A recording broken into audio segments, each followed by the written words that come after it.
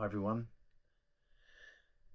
Just give you an update on last night's Great Tommy Sleep Out, which took place yesterday, last night at Stotfold Football Club. A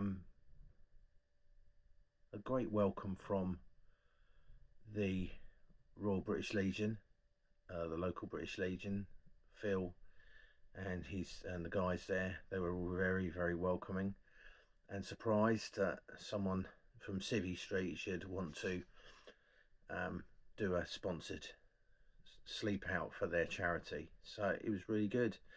I set up a camp bed and a sleeping bag and a little inflatable pillow between the seats of the in the stand, right at the front of the stand, so sort of a couple of seats up. The camp bed managed to fit directly between there quite snugly. The trouble is the camp bed had metal legs and the floor was metal, so every time I moved on that camp bed there was a clunking noise and a banging noise, which I was very self-conscious of. It was a clear night and I could see the stars. Whenever I looked up, I could see the stars, even though the stand was above me. It was barely above me, so I could see the stars, and you can hear all the sounds around you. You can hear the noise of the traffic, you can hear the noises of cars driving fast, and you can hear the noises of people shouting and enjoying themselves in the distance, and foxes and rustling of other God knows what, and snoring from other people. But anyway, it was a strange night because it was really, really cold, and I think I learned quite quickly that if you buy what looks like a decent sleeping bag at a budget, you can only expect it not to be terribly good when it comes to keeping you warm. And I found that I got cold quite quickly. My feet got very cold quickly, even though I had big thick socks on, and my hands got very cold, even with gloves, which I was wearing, like thermal gloves, and my head got very cold to the point where I was pulling my hat right down over my face, just to stop the cold. Luckily I had a couple of hand warmers which Vanessa very kindly put in for me, and they were fabulous. Once I start working I was able to stick them in my gloves, and they started warming my hands up.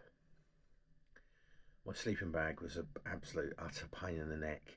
I couldn't get it to sort of cover me really, and I kept waking up with it pulled off and unzipped and all sorts of other things that you do when you toss and turn at night. So I woke up a couple of times really, really cold, and took a long time to get warm again, and you're trying to put other clothes on whilst you're in a sleeping bag. It's ludicrous. So I think got to sleep at about 2:15 and woke up at about 4, and then woke up at about 5:15, and then finally at sort of 5:45, 6 o'clock, and then by 6:15 I noticed that everybody had got up and a lot of people had gone. There was tea and coffee laid on, and sort of said my goodbyes and went. So thank you everybody to who sponsored me. It was really appreciated. The British Legion really appreciated it as well. They were very impressed. I think currently it's at £720, which is quite happily can rise. If we can get thousands, well, that'd be marvellous, because I get some sort of super duper gold badge that I can sew on my sleeping bag or whatever, for fundraising. What it did kind of highlight was how unpleasant it is to sleep outside. I've got a bit of a cold anyway, so you end up feeling a bit rough. It's very cold. It was 2 degrees, which is not that cold for a winter time. In the winter it's going to be in minus, and you're going to be absolutely frozen. And keeping warm is very, very difficult, especially if you're in the middle of a town or somewhere populated. So it did kind of highlight how quite unpleasant it can be quite free. It's quite liberating being able to look up at the sky, sort of without any guilt. Do you know what I mean? But it's also, you feel very vulnerable. It's stupid things like, you don't have your hand to things that you need. So, I was trying to open the hand warmer and I used my teeth and I ended up breaking a filling on my teeth trying to open a hand warmer, just purely because you didn't have a pair of scissors to hand or whatever.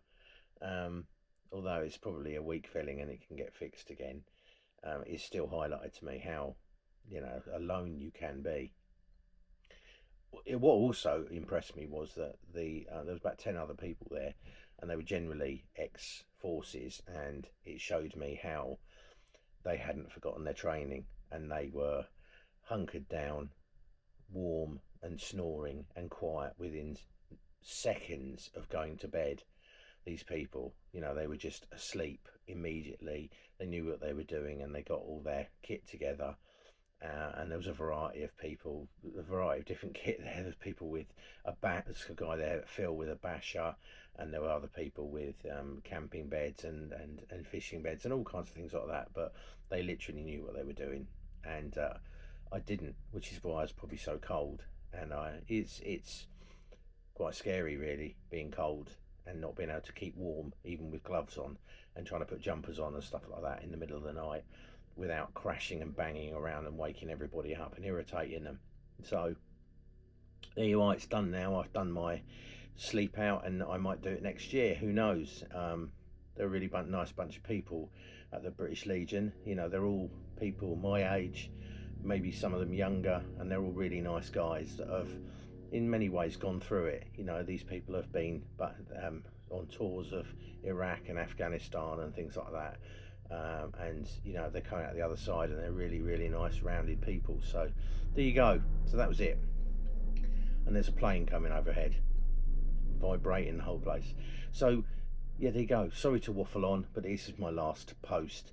I will add some. There should be some other images of the night attached to this video, but yet again, thank you very much to all the people that sponsored. There were quite a lot of people, but all of those sponsors, all those sponsorships were really, really appreciated. So thank you very much.